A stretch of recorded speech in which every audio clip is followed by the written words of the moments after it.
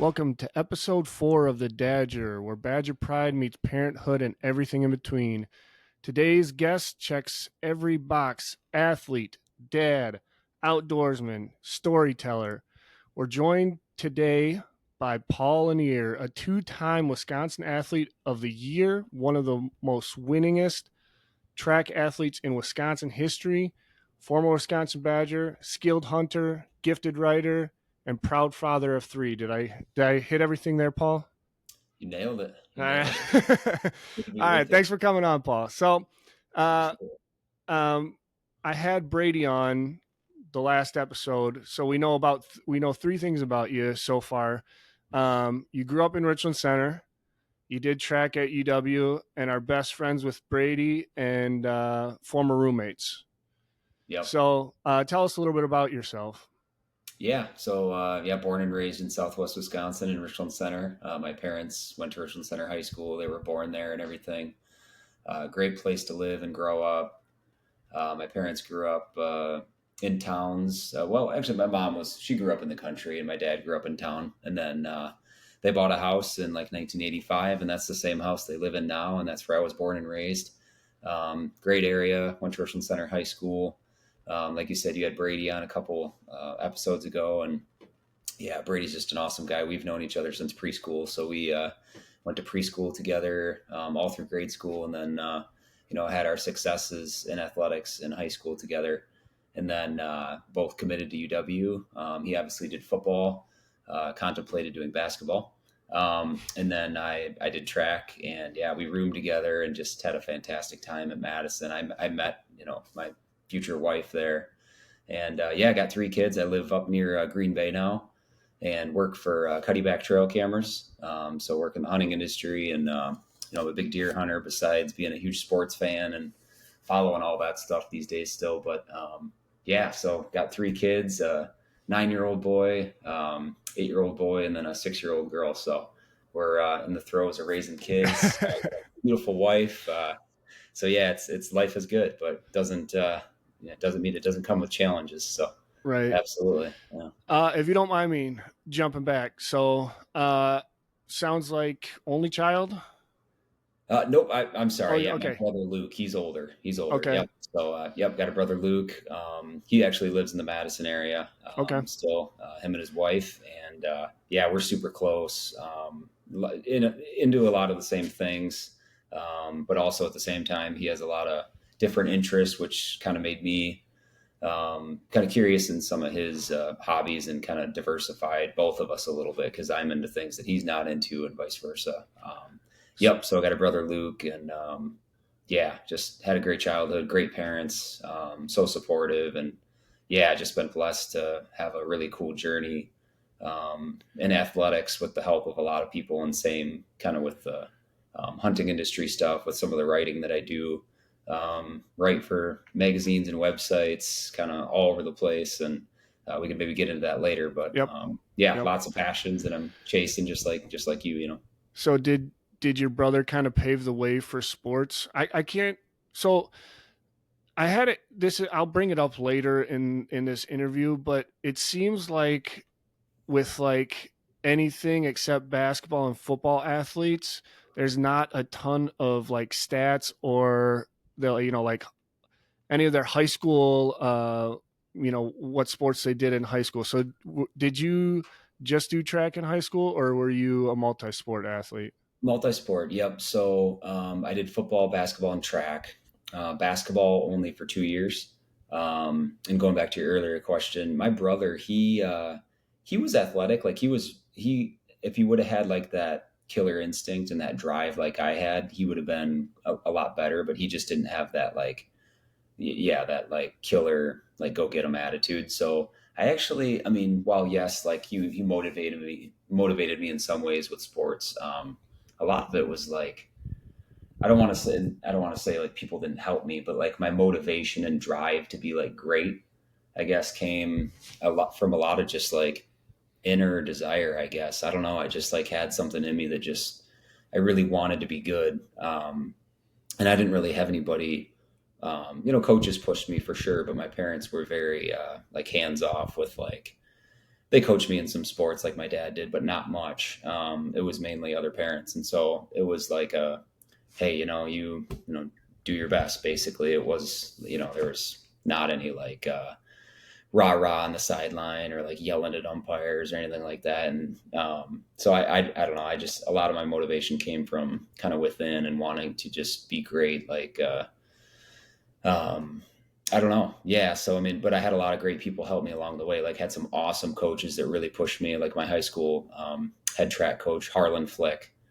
He's kind of been everywhere in Southwest Wisconsin coaching, and I was blessed to be able to have him as my coach starting my sophomore year. And man, that guy just like knew how to run a program. I guess he knew how to motivate. It didn't matter if you were an eight-time state champion like myself, or if you were just out there to compete in track socially, or if you were a middle tier athlete. It just didn't matter. He treated everyone the same. There's a funny story where I kind of pulled part of my calf like senior year in like March or April, kind of a critical time where you don't want your athlete getting hurt. Right. And I remember he kind of reamed me out for that because I didn't warm up properly and I didn't wear sweatpants. Like his rule was if it's like under 60 degrees, like you're wearing sweatpants to keep your legs warm. And I didn't do that. I must have forgot him in the locker room. And we were like warming up and I kind of like tweaked my calf and he like came up to me and just like, not like yell at me, but just like, he wasn't like kind. He didn't like dodge his words with the way he Right. was treating his star athlete. So I just respect that guy so much, and just had some really cool people help me along the way. Yeah, it was awesome. But yeah, a lot of inner motivation, I guess, to try to be great. And I don't know, losing just bothered me. So it still does. So I have to kind of control that when my kids are competing in sports and all that. Yeah. Keep it into perspective. Yeah, and that seems to be a common theme with all these former Badger athletes is like, all right, you got to realize they're just kids. You got to tone it down, but every single one of them's competitive. I feel like you got to have that drive and competitiveness to be that good at a sport. Um, Mm-hmm. but if I could tie it back to, so coming in freshman year, were you good enough like right away that they didn't make you do? Because I mean, I guess I don't know how your program was run, but like when I was in high school, the freshmen were kind of filler spots. Like you didn't get top priority on stuff. So, like if they needed points in the 4x8 because there's not a lot of teams running it, you got put in the 4x8, like stuff like that. Or were you good enough like right out the jump that they were like, okay, you can just stick to the jumps and that's all you'll do? Freshman year of high school, you're talking? Yeah, yeah. Yeah, yeah. Yeah, I mean, it was interesting because like I jumped really pretty good in middle school. So the coaches kind of knew coming in that like, hey, this kid's got some talent and stuff. I jumped 6 foot in practice and 5'10" at a meet in eighth grade. And so like they knew coming in that like I was, barring injuries or, I was still, 14, 15, socially how I would mature and all that, but all that, went great. So I came in with a lot of talent. Yeah, I definitely I ran the 4x4 through my first 2 years pretty heavily. And then I chipped in where I needed to. But yeah, I mean, like junior, senior year, it was like all jumps, but freshman year, yeah, I mean, I was still kind of finding my place on the team and just, the jumps I was doing well at high and long jump.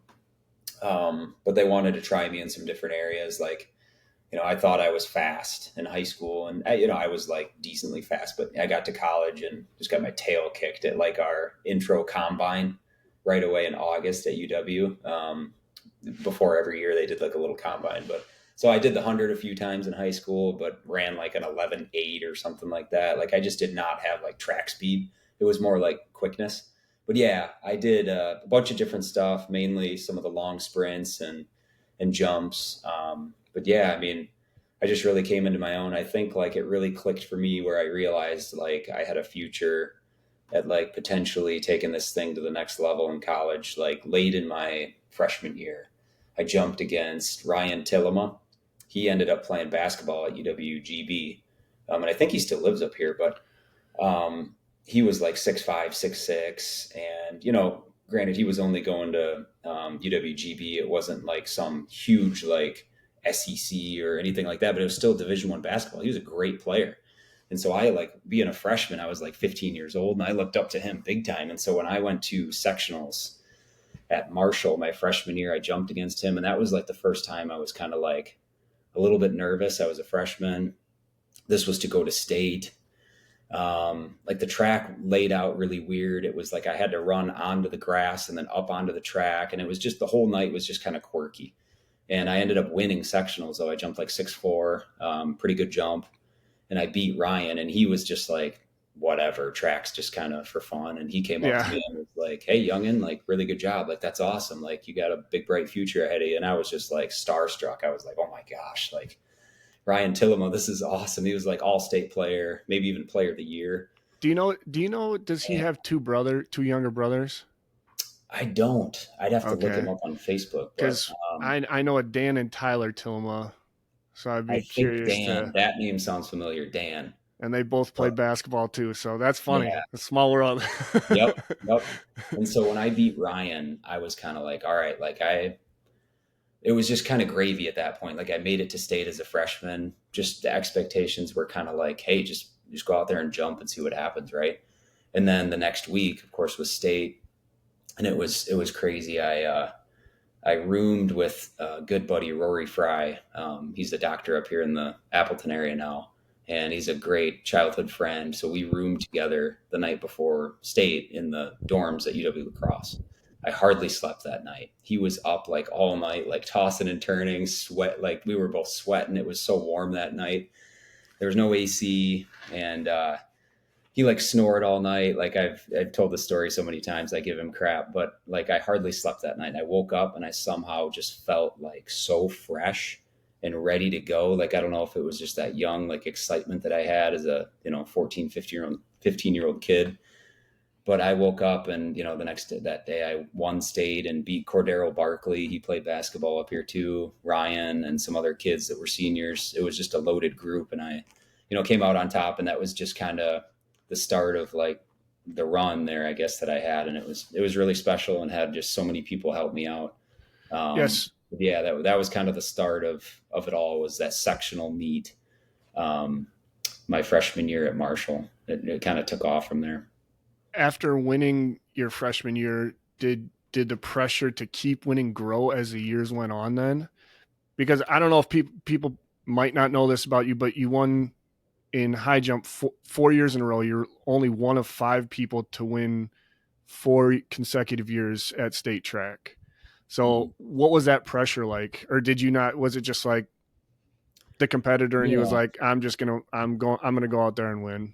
Yeah, like I said, freshman year was just like a surreal experience. Like I won, and it was just like, oh my gosh, like I won state as a freshman. Everybody was kind of like, oh, Paul won, and it was just wild. I just didn't really get it. I was so used to like winning in middle school and then all throughout freshman year at the triangular meets and all that, that it just wasn't registering that I had just won state. But yes, freshman year, it was just kind of everything was the cherry on top, right? But sophomore year, there was some pressure. I do remember feeling some pretty decent pressure sophomore year. The morning of state, high jump was always on a Saturday, and so that was kind of a high pressure day. I just remember that not being like the smoothest meet that I had that year. Definitely, like I jumped 6'8", so I jumped well, but I had some misses.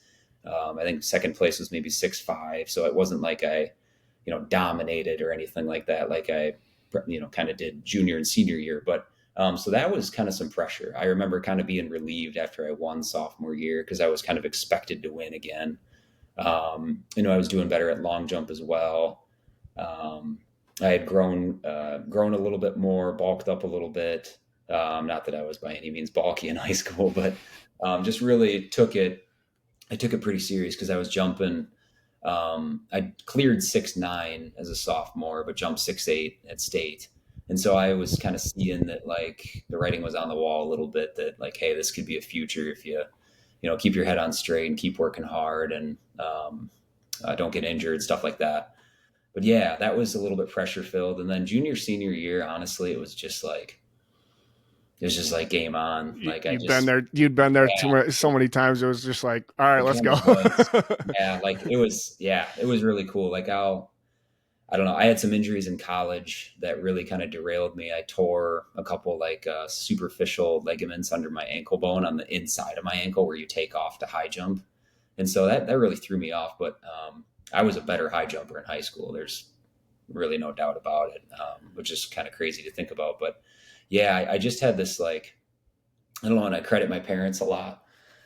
They, raised me really well and just kept my head on straight. And just, I had so many great teammates, classmates, coaches that just, poured everything into me that they possibly could, just like they did with Brady. And I had great friends like Brady and just a group of guys that we just wanted to be great, and so yeah, it was I forgot where I was going with that, but yeah, I just wanted to be good. And junior senior year, it was I just worked so hard, and I had this great, I don't know what I was going to talk about, just like mental visualization skill that, like, man, I would go out and jump in the meet 2 days before the meet was even happening. I lost that in college. I don't know what it was, whether just life caught up and just got busy with school and just things. I at the time I was, my wife Erica and I, we didn't start dating until sophomore year. But I knew that I was, she was marriage material, and Yeah. probably that was going to happen, and so that's great. Like, I look back, and that's college. I gave it my all. It just didn't work out athletically the way I really wanted it to. But in terms of high school, I just had this incredible like ability to like visualize and just see things before they were going to happen, and just work my way through the jumps well before the meet was occurring. And I just took that and just like ran with it. My athletic ability kept getting better and better, and visualization skills, weight training, plyometrics, all that stuff. Just, it was like the perfect storm of like, I had just the perfect situation, and ended up just jumping really well. I think I cleared, I think 6'10", like at least 12 to 14 times, like junior senior year. And it was just, yeah, just was blessed to have all the things line up and people in my life to help me and take me along. It was, yeah, I look back and it couldn't have gone any better. Yeah.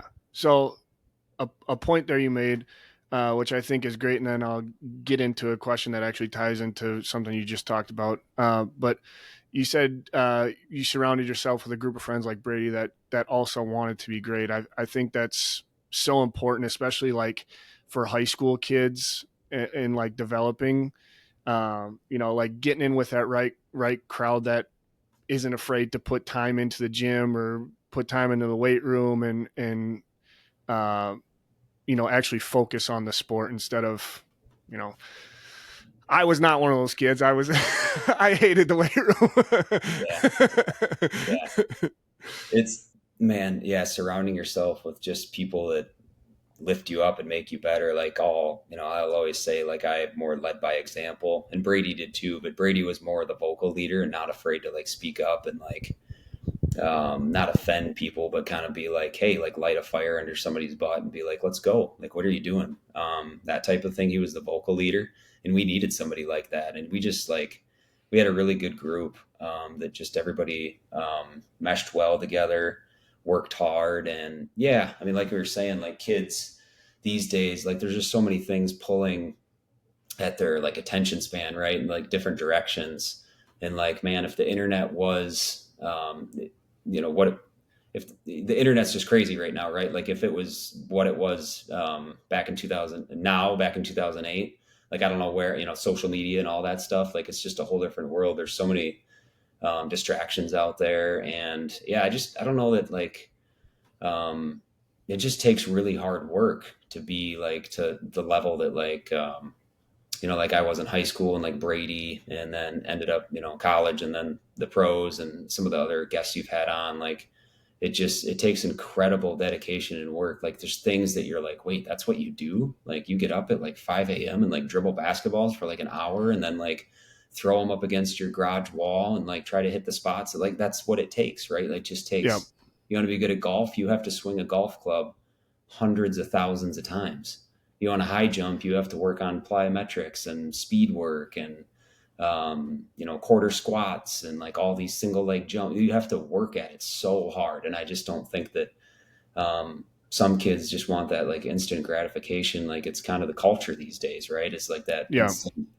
instant approval and gratification that just like there are no shortcuts with like being successful in business or life or sports. It's people help you out along the way, but in the end, like you have to pave your own path. And um, yeah, it's So crazy. you talked a little bit about mentally visualizing, especially high jump.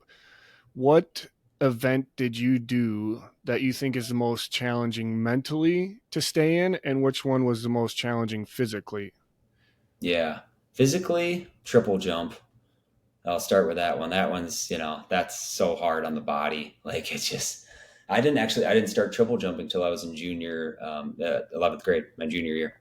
Harlan Flick, my coach, he, obviously saw the potential and what the success I'd had freshman year, and just he didn't really want to push me in triple jump. I probably would have been pretty good at it as a sophomore, but didn't start till junior year. And that's like, I always just call that like that's a man's event.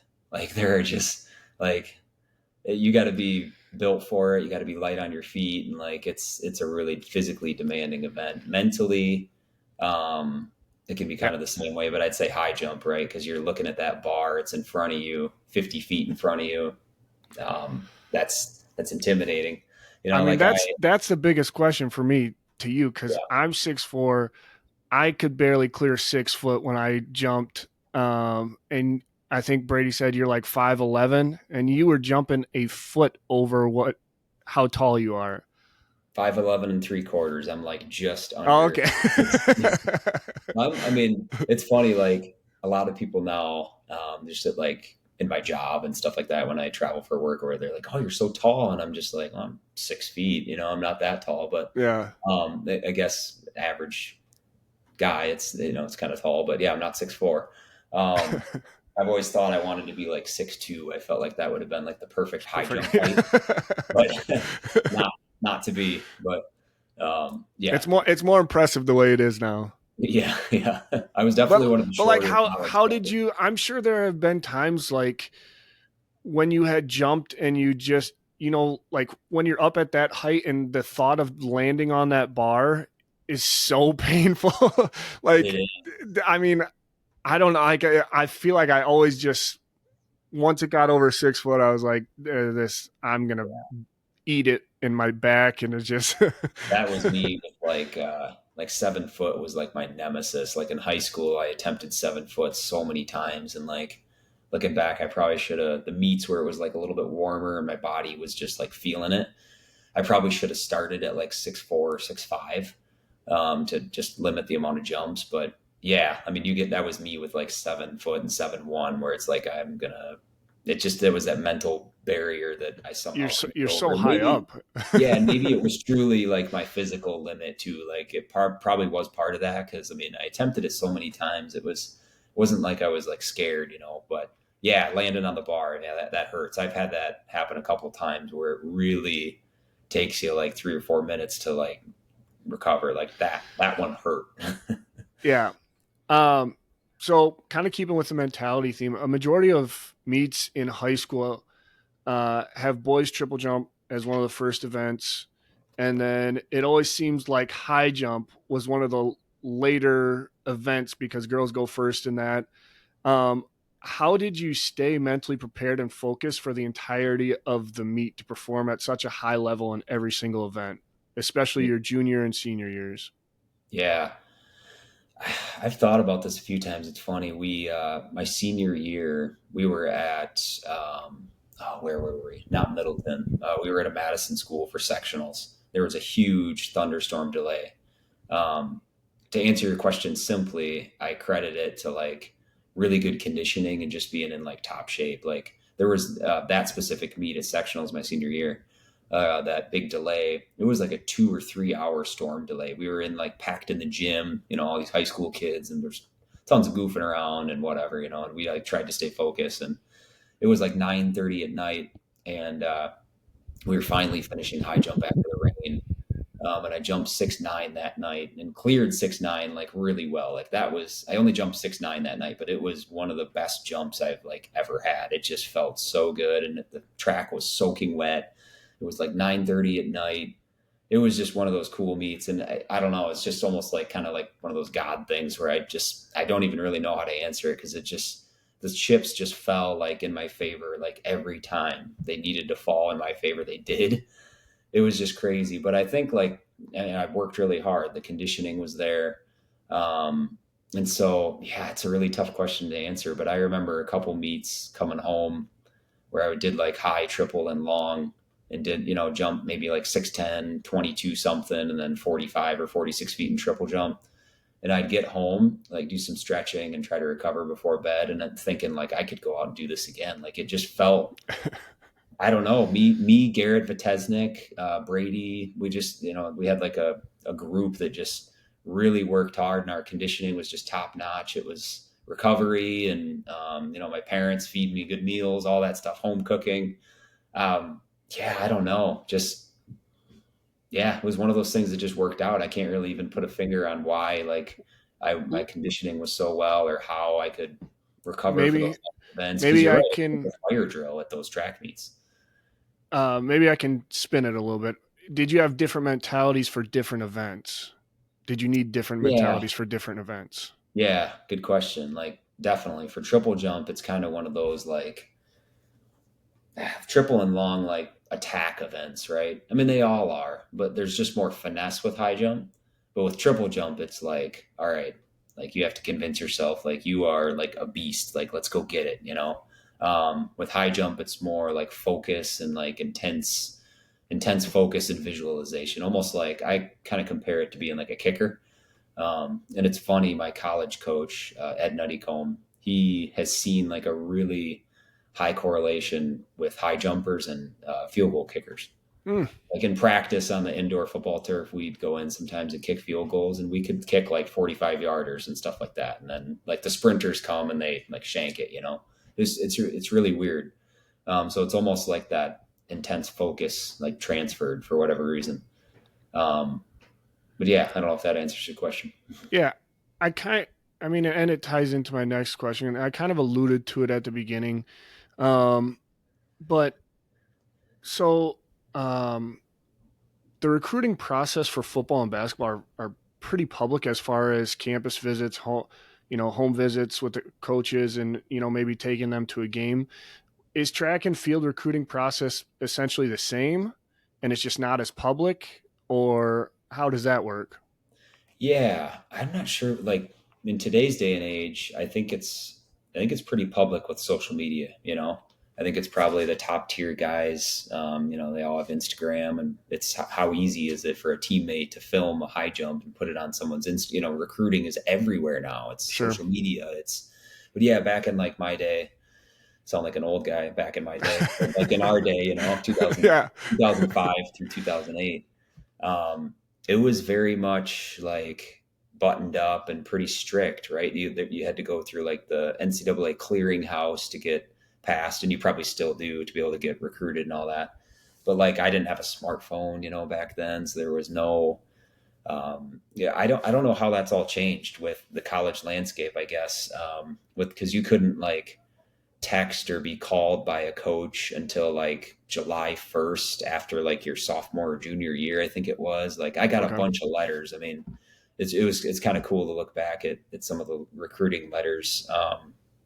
Every as all the SEC schools, Big 12, Big 10, is kind of neat. But I didn't really get messages or calls until later in my high school career. But yeah, and it wasn't super public, I guess. I mean, I guess like as high profile as it was back in 2007 or 2008, but I'm sure it would look a lot different now if I was an athlete in 2025. But yeah, there'd be I'm sure lots of social media stuff, or So I missed out on the NIL thing. So, yeah, kind of sad. No, I'm just kidding. you But s- you said you had quite a few letters. Did any of them have a good pitch? Any of them have like a best pitch to you? yeah, Nebraska was a really cool school. They had just a really big family feel to their whole track team and like university. I almost went to Nebraska. It was the Badgers, Nebraska, Texas, and Minnesota were the schools that I like took visits to. Texas was really cool. I went on the visit just to kind of give them a chance, but I didn't know that I wanted to move to Austin as a 18, 19-year-old kid and be away from family like that. But it was a really cool opportunity. But Nebraska was a legit thought. I don't think I've told many people this publicly, but now I'm an old guy, so I can say it. But I thought about transferring to Nebraska after my redshirt sophomore year. I almost did. I was in touch with the coach and everything, and kind of wanted to explore that a little bit. But at that point, me and Erica were pretty serious, and I didn't really pursue that. But I had a great time at UW. I'm glad I stayed, but at one point, just with all the struggles with jumping and injuries, I thought back to kind of that family feel with Nebraska and their couple coaches that recruited me really hard and were just awesome people. On my recruiting visit, we went to the head coach's house and watched one of the Packer playoff games in 2007. Like it was just a really cool family feel. Loved Nebraska. So that would have been the second choice, but I'm really glad I stuck it out at UW. Had some awesome memories. And We're happy you stayed. yeah. I'm a proud Badger, but So the yeah. 2009 indoor season, you competed unattached. And for those of like people who don't know, can you kind of explain what that means real quick? Yep. So unattached.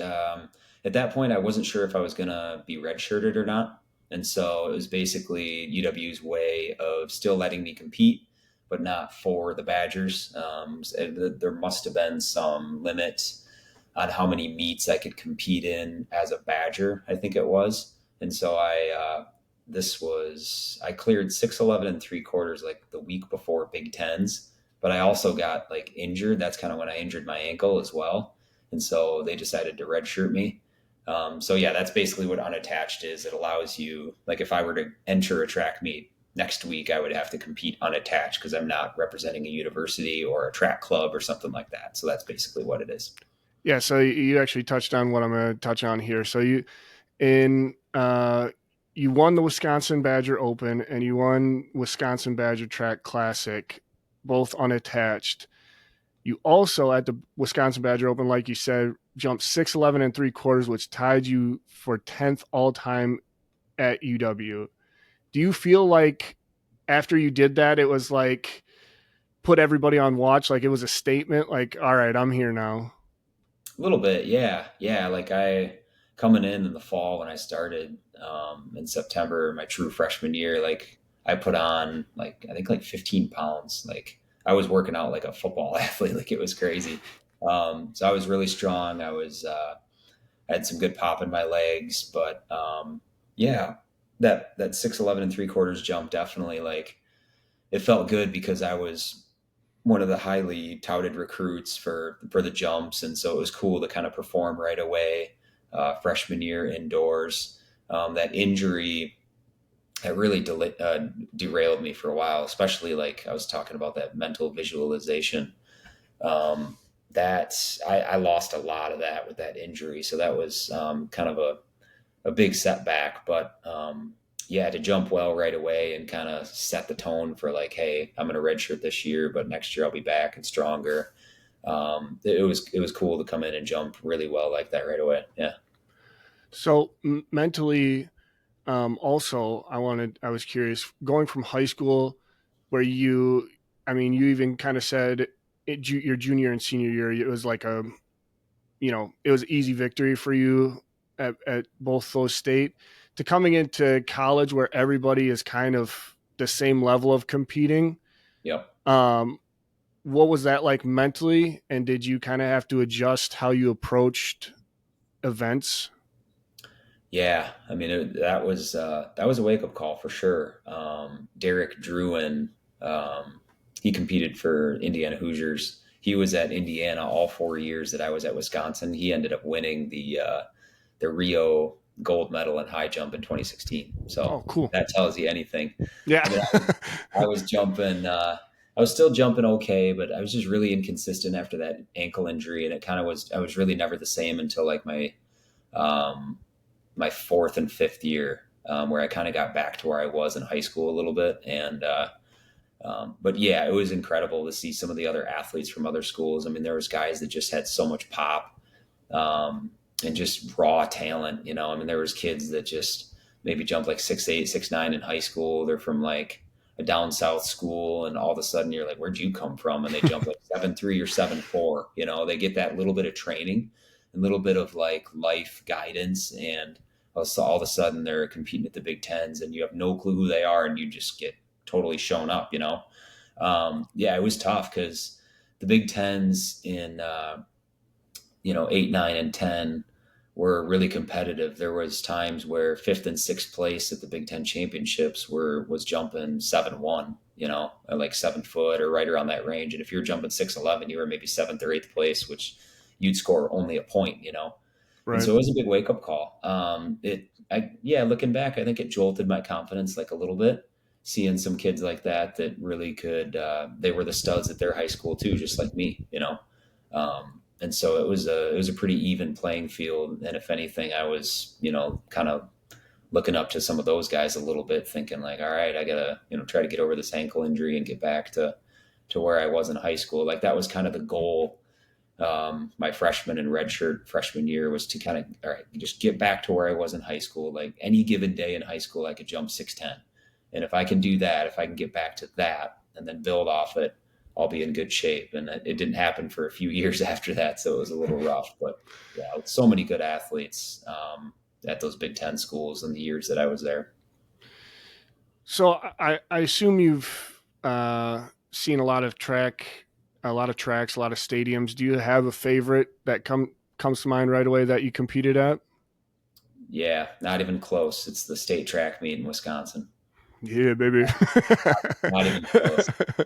I'm telling you, like I've been at some awesome meets, the Mount Sac relays, Florida relays. I've jumped at places in Texas, University of Alabama, University of Georgia. I mean, everywhere, you name it. Like, not, I swear, nothing compares to like that energy and just the team feel, and the camaraderie and all that of lacrosse. Like, I know it's changed. The stadium got redone and all It's that. It huge looks a little now. bit, yeah, it looks a little different now.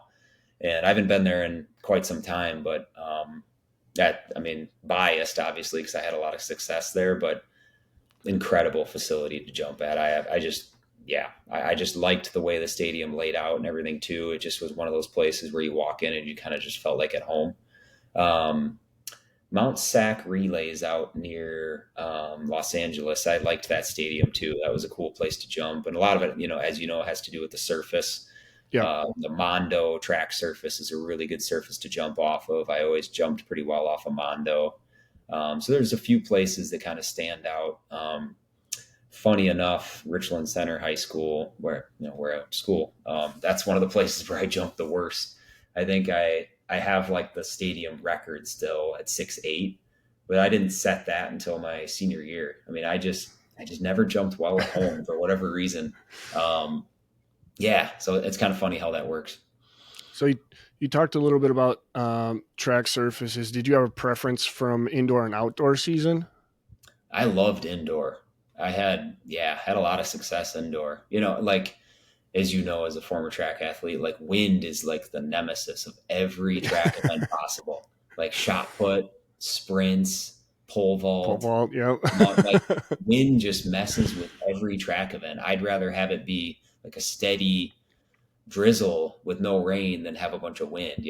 Like it just, yeah. So I enjoyed indoors a lot. I had some good success indoors at UW Platteville, actually. That was one of my favorite. Yeah, I forgot to mention that. So besides Mount Sac and Lacrosse, I would say UW Platteville's indoor facility. I absolutely loved that. Spider Fromatter is his name. He was the Yep. the jumps I coach. know Yeah, him. yeah, yep, amazing guy. Love Spider. He helped me out so much, and that was one of my favorite places to jump. I love that the way that the people up in the balcony laid out. It just felt like they were all eyes on you, and I thrived off that. I loved that Yeah, feeling. it So even this forced you to watch. Like there was like even people walking by had to watch. Yep. Yep. I competed unattached at Platteville many times. Okay. Okay. Yeah, my wife is a triple well, was a triple jumper at Platteville. So I know all those coaches and Yeah. she Oh, coached with James Nickash for a while, but um great crew. so back to it here. Do you have a favorite medal or just a favorite story from track over the years? Yeah. I mean, I'd probably have to say either my high jump at state senior year or high jump at state freshman year. I mean, both like so special and kind of the bookends to my career a little bit, you know. I would say freshman year, yeah, I mean, that was so special. I guess this week it'll be 20 years ago that I won state as a freshman. It's just, I've kind of done a little bit of reflecting, knowing that I was coming on your podcast too. Um, and that was just like really special. Winning as a freshman, like it was kind of, it was all gravy, like I said, getting to state, but winning it, once I knew I was going to be able to compete, it was like, all right, let's go win this thing, and just the fact there were so many seniors ahead of me, And and under me like when I people who finished. haven't done it don't realize how much technique goes into high jump. Like that's a hard one to win as a freshman. Like, if you're fast, you're fast, but like high jump's tough. Yeah, it's so many mental things too, to be able to hold up as a freshman. I think like I proved a lot to myself too. And it was, I would say, either freshman year or senior year when I jumped 6'11" and tied the state record. I should have gone for 7 foot right away, but that's a different story for another day. So we're talking about medals, um, your accolades over the years. How many medals do you have enough like medals and trophies to fill like a full trophy room yet? I probably could make like a shelf and fill it up a little bit more. No, no, I do have. We finished our basement recently, and I have like a little couple displays that my parents made for me during when I finished high school. They made some cool displays of state track meet medals and stuff. And of course, my kids now think it's like the coolest thing, and they're like, "Is it real gold?" Like all that stuff, And Yeah. yeah. So no, I got them displayed up a little bit just as like a little motivation to like stay in shape and stuff like that, and kind of remember where I came from, I guess per se, and some of that. So it's fun to still kind of look back at that stuff and just realize how much hard work you put into it. I alluded to it a little bit at the beginning of the episode. Do you think track and field should get more coverage or press as a whole? Because it feels like every 4 years everyone goes crazy watching track and field at the Olympics, but you don't see it televised a ton unless you're like my wife who knows where to look for it. Yep. Um, do you think Yeah. it needs more coverage? It's tough, right? Because like we know that like money makes the sports world go around, right? And like fast pace, how Americans are, we're crazy about, horse races and all that stuff. And then the fast paced sports like basketball, football, they kind of own the sports market, right? And so like track is more of that slower, until an event starts, it's like, what's going on? There's really not a whole Right. lot. So it's a hard like spectator TV sport in some aspects. Like when the Olympics is on or a big meet or like Milrose games indoors or something, I'll watch it. But like even me, I'm doing stuff in between events, and depending on how the coverage lays. But yeah, I mean, selfishly, of course, yeah, I'd love to see it get more attention and publicity and broadcast time. But I also know how like the sports world works, and Yeah. it's just hard to compete with like the money generating sports for college and professional. I think like some athletes. I forget the sprinter's name right now. The U.S. sprinter that's really yeah, he's doing great, and he's also very vocal. And Noah Lyle. Noah Lyles. Yep, yep. He's I think he's like an awesome ambassador for the sport. Like just somebody who's like he's kind of mainstream now. And so Yeah. like all those guys are buddies with like NFL players and stuff. So they all have always like known and respected sprinters like that. But to have him go a little bit more mainstream is pretty cool. and challenge Tyreek Hill to a 40, and they go back and forth on social media and a big spat, whatever. Like that stuff's good for track because it brings attention to the sport. Um, but yeah, in the end, it comes down to money, and a lot of track athletes, they're just not as world known as the big three sports, So it's tricky. Past past your college career, were you ever going to try to pursue track past college, or after the injury and you were just like, I got 5 years, 4 or 5 years out of it?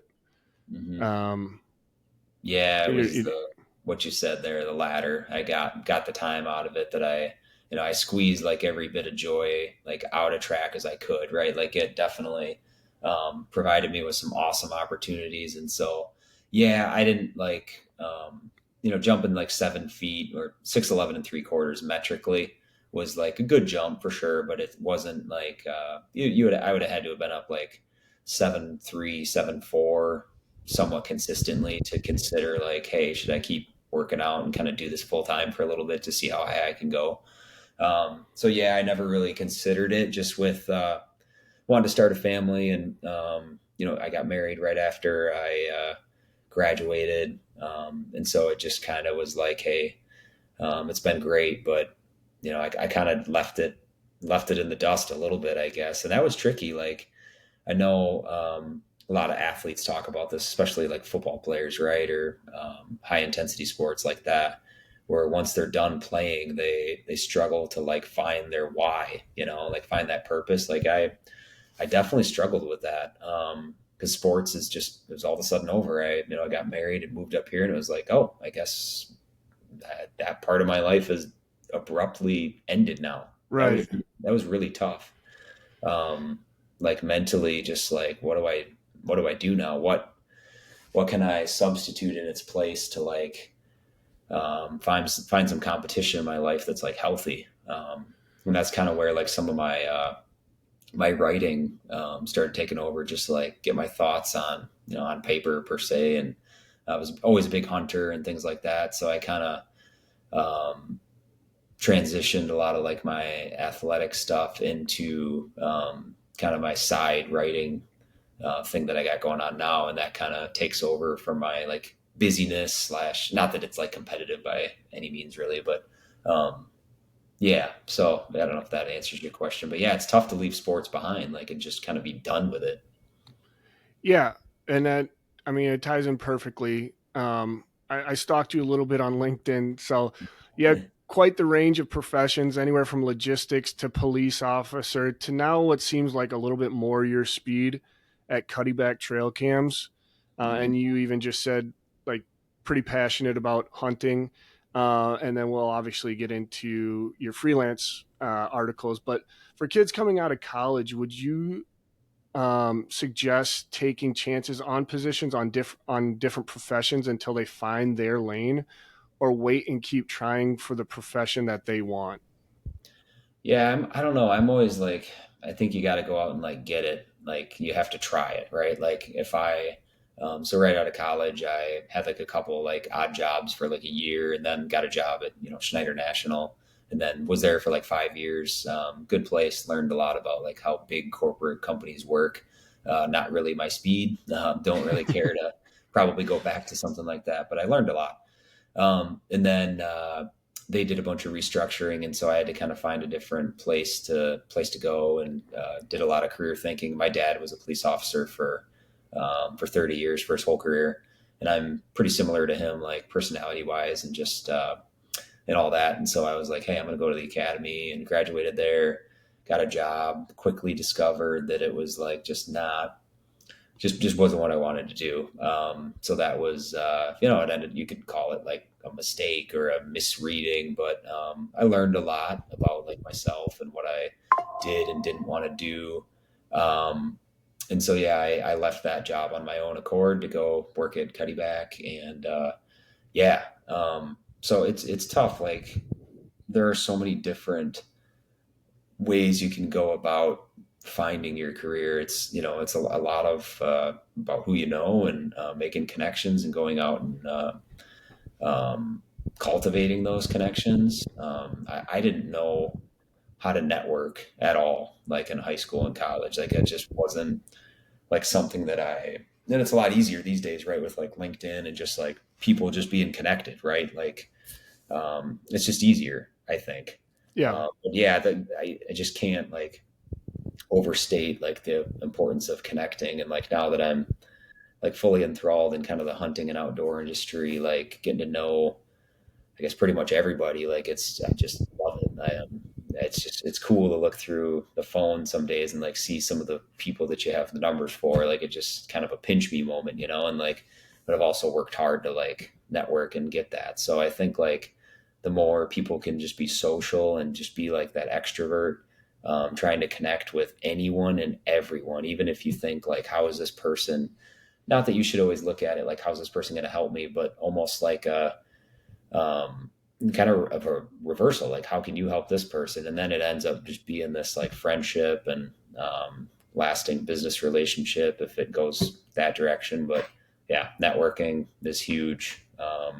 And yeah, taking some chances and taking stabs at things that you think um, might be up your alley, especially when you're young. You know, I think I'm 35 years old, but still relatively young. And I think young people out there need to, if they think they want to go for something, you got to do it and find out. On the Nine Fingers podcast, you talk about having 30 acres of CRP land at your parents'. Is it safe to assume that your passion from hunting comes from your parents? Yeah, definitely. My Right. dad, he was a big hunter. He he's slowing down like with his like motivation to like shoot deer all the time. It's not about that for him anymore. You know, he's kind of in that phase of life where he wants to just enjoy being out there in the Just get woods. out there. Yep. Yeah, exactly, which is great. I'll be there at some point. But yeah, he was a really good influence on me as a young kid, taking me out hunting. And man, there was a period of time where he did like basically no hunting for himself and just took me and Luke, my brother, all the time. And so that was really cool, and just the selflessness that he had to introduce his boys to hunting. That's something that like I think about a lot now that I have a kid that's probably going to be hunting this fall. Um, and so it'll be cool to kind of hopefully transfer some of his strategies and be able to implement them myself with my own kids. Yeah. So you in that same podcast, you talked about there's a lot of coverage in the Southwest Wisconsin, but you never find good hunting spots. First, I have to tell you, my buddy seems like he always gets a buck in Stitzer, which is like by Lancaster. If you know where Yeah, it's a little unincorporated, but I think I've heard of he it. he always gets a buck. It seems every single year there. That's So funny. there's Nice. not zero places, but Yeah. so did you? I guess did you move northeast for the hunting, or was there another reason that you moved northeast? It was jobs. So my wife, yeah, she got a job. Well, a little before she graduated college, kind of already had the job locked up. So we moved up here for her job. So yeah, no, the hunting up here, it's okay. There's a lot of deer up here, but the hunting in Southwest Wisconsin and Western Wisconsin is superior for sure. I miss that area, like the driftless area. It's just such a cool place to deer hunt and ride UTVs around, four wheelers, whatever. Like my kids love going back to grandma and grandpa's and getting outdoors and spending that time together. It's a lot of fun on their land, and it's a big. They have about 120 acres, so it's a pretty cool piece to be able to get out and recreate. And I have permission on some places up here, but yeah, it's always good to get back home where I grew up and kind of share and send that passion down to my kids a little bit. You tell a story, and you kind of alluded to it a little bit when you were talking about post college and uh, your sports career, basically, kind of ending abruptly. But you tell a story about 2014 sitting at your table and just starting to type up blog posts and articles about hunting. I've told it a couple times on this, but uh, the whole reason behind this was kind of my son, and just to show him, don't be afraid to start new things, especially if it's something you're passionate about. But so, what was the driving factor you back when you just started?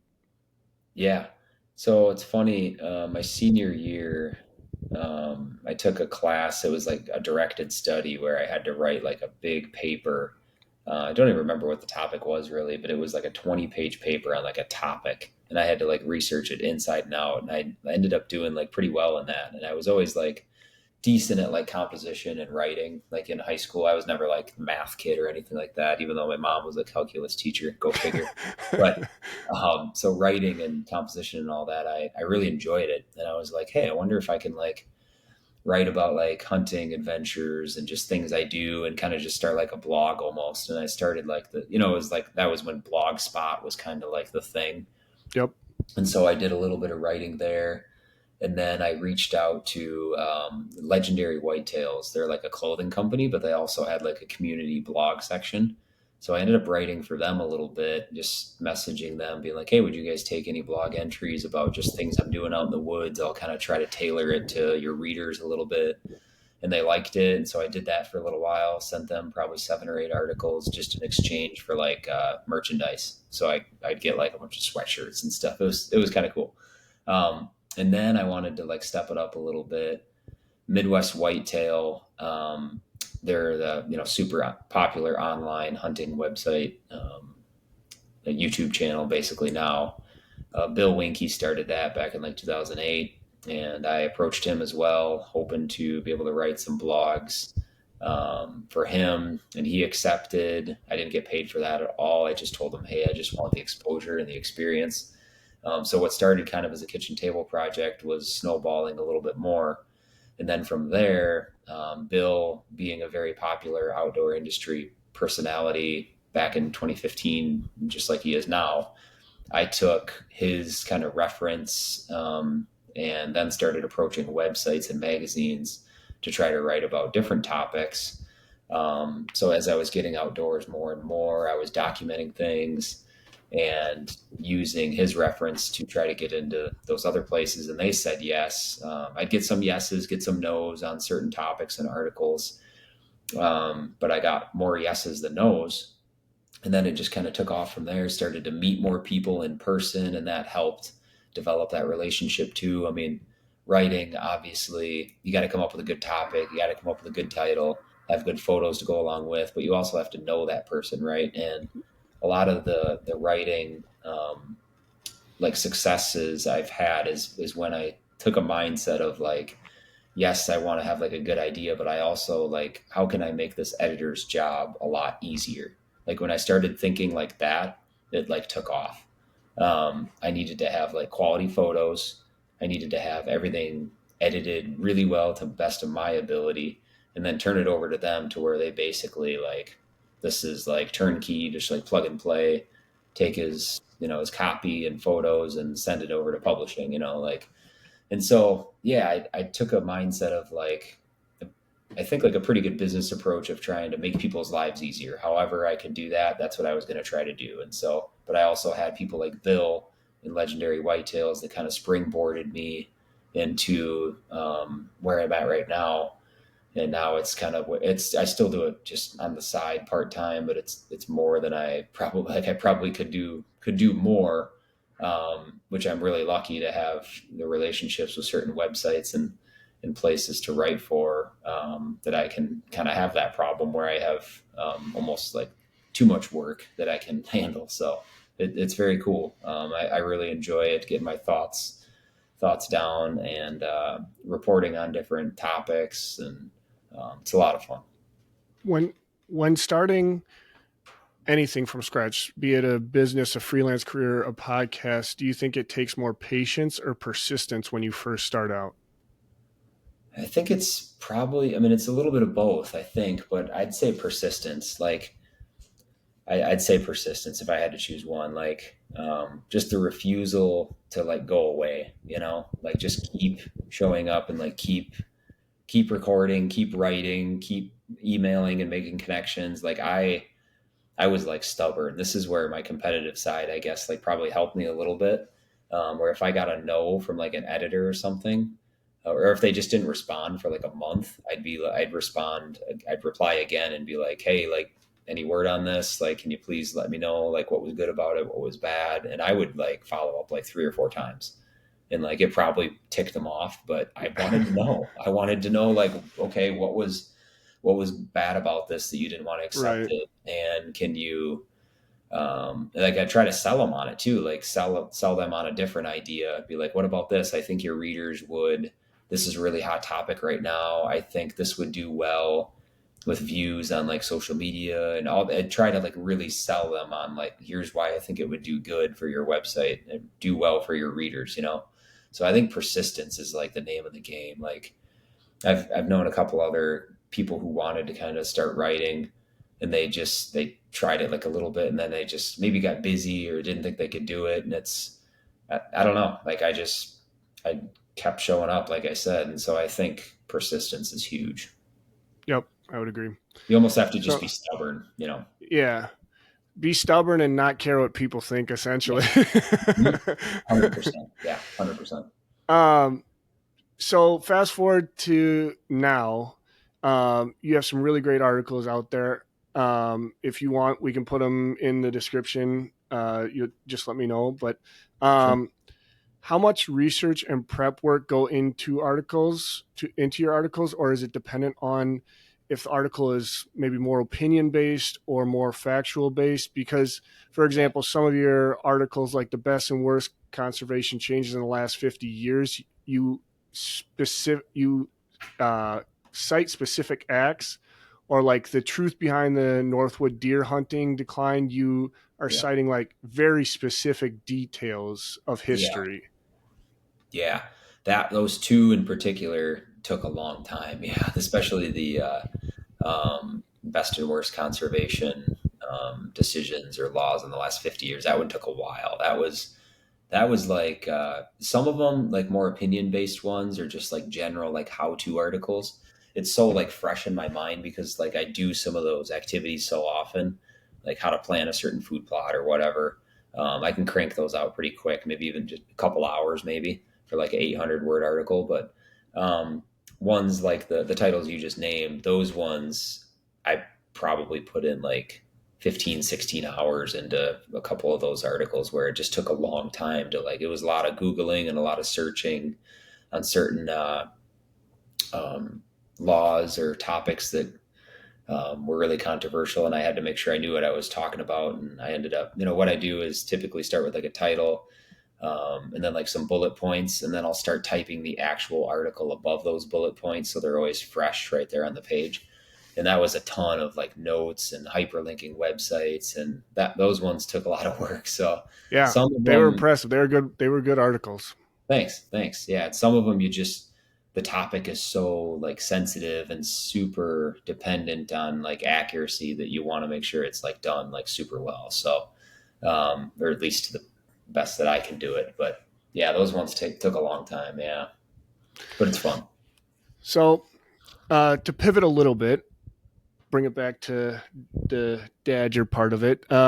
You have two sons and a daughter, as you mentioned. Are they in sports?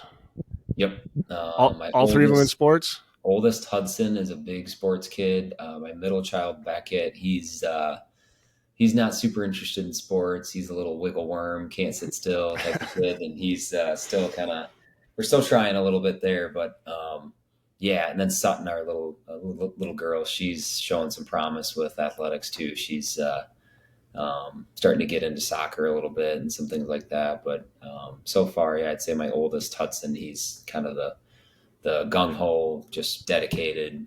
Yeah, Do you crazy about sports. have a favorite sport yet? Uh, Football, I think, is his favorite. Yeah, Okay. yeah. So he's all about receiver and Skilled position. That's all I love. yeah, safety, defensive back, stuff like that. Yeah, yeah, yeah, So on the Nine Fingers podcast, you tell a story about your son being up on a ledge. I'm not sure what it was. It said he's up in the air 11 feet off the ground and dancing with absolutely no fear. Do you think the kids get that from you, your wife, or it's just boys being boys? Boys being boys, and my wife, because Okay. she's not afraid of heights, and I am. Yeah. Which is so funny that you could jump that high, but I'm also terrified of heights. And Yeah, everybody thinks that's funny because I'm tall. And it's like, yeah, that's hilarious. I'm like such a wuss now that like I have kids and stuff too. I think it's just like in the back of my head, like I have kids. And so it's always a thought like, well, the worst case scenario, if I like trip and fall and like die or something, then my kids are left behind with, they don't have a dad. Like, so I guess that kind of runs through my head a little bit, which is totally like irrational. But so I've how do always you been a do little deer scared of that. stands then? Yeah, well, I stay strapped in the whole time. Sure. Yeah, I have to. If I'm like use a lineman rope, they call it, where you have like a carabiner and you work up the knot as you Yeah. go. So if you fall at any point, it catches you. Right. Um, I'm fine with that. I can get up like 22 feet in a deer stand and be fine. But if I have like this big open view and like a ledge that I'm like hiking on or something like that, for whatever reason, just that I get like almost like vertigo. Like it's There's pathetic. It's there's so no bad. that's there's no security backing for you. No, exactly. So, yeah, I'm such a sissy when it comes to heights. So, thank you again for being on. I always ask these final two questions to every guest. If your kids come across this podcast somehow when they are 18, what is one piece of advice you hope they take away from it? I'd say it's like what we just talked about. Like you asked that question about like persistence and patience. Like I think like life takes a ton of patience. Being like a dad of three kids and with your 6 month old boy, like it's huge, right? Like you have to show up every day, which is the persistence, and you have to also be like patient at the same time. So I think like just a lesson of just never giving up. And it sounds like cheesy and cliche, but it's just so true. Like, a guy I've always respected. I just saw like an Instagram reel the other day. Russell Wilson was on some podcast getting interviewed, and like I don't know, he can be kind of cheesy sometimes, but like I really respect like he shows up like, and he is the same guy like every day. It seems like I get to see him. Unapologetically, too. Yeah, so unapologetic. Like he's just the way he is. Like that's just Russ. Like Right. Brady was a team captain with him, and like he's just the way he is. Like guys like Tiger Woods, they're just like always the same, and like Yep. that's just the way they are. That's the way they're wired. Like that guy shows up every day and puts in the work. Like I just respect the heck out of that. And so persistence is the name of the game, and just that refusal to go away, and just that mindset of just trying to be the best and show everybody, tell everybody, and let your actions speak for you. Yeah, yeah, a lot of different lessons, I guess, but persistence. Awesome. And then, of course, since it's the Badgers, I'll let you pick since I think track season's just about done. They just had the Big Ten championship meet, didn't they? I think boys tied for third, was it? To be honest, I didn't even really pay attention. I've been so So busy the last you can couple of weeks. pick any sport you want since the track season's just about done. Yeah. Okay. About like just a favorite. Just how you think they're going to do the next season, the upcoming Okay. season. Yeah, I'm excited for. I guess I'll pick football. I mean, I'm such a huge football fan. Like, I'm just hoping they can kind of get over the hump here. Badger football. They always seem to have the couple issues at quarterback where they need to, answer that question a little bit. O line is looking, it's pretty good. So yeah, I'm hoping for a little bit of a bounce back year, and they've been down the past couple of years, but um, yeah, so we'll see. I don't know how that's. I haven't looked at schedules yet. I don't know if that stuff's out, but They um, got a tough schedule, yeah, now with all especially with Oregon moving over. Oregon, Yeah, it's like that's tough. There's so many great teams, so it's going to be an uphill battle for sure. But yeah, I mean, they got to get back in the recruiting game and get some of those top guys again. I know it's tough though to get. Not everybody can get into UW. Like it's hard. So, but yeah, Badger football, huge fan. Still follow them really hard. So it's yeah, it's fun stuff. I can't wait. All right, Paul, thanks for being on. Awesome. Thanks, Adam. To everyone that made it to the end, thank you for listening. If you enjoyed this episode, don't forget to like, share, and subscribe so you never miss an upcoming conversation.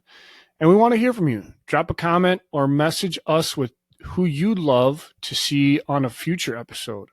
Until next time, thanks again for supporting the Dadger.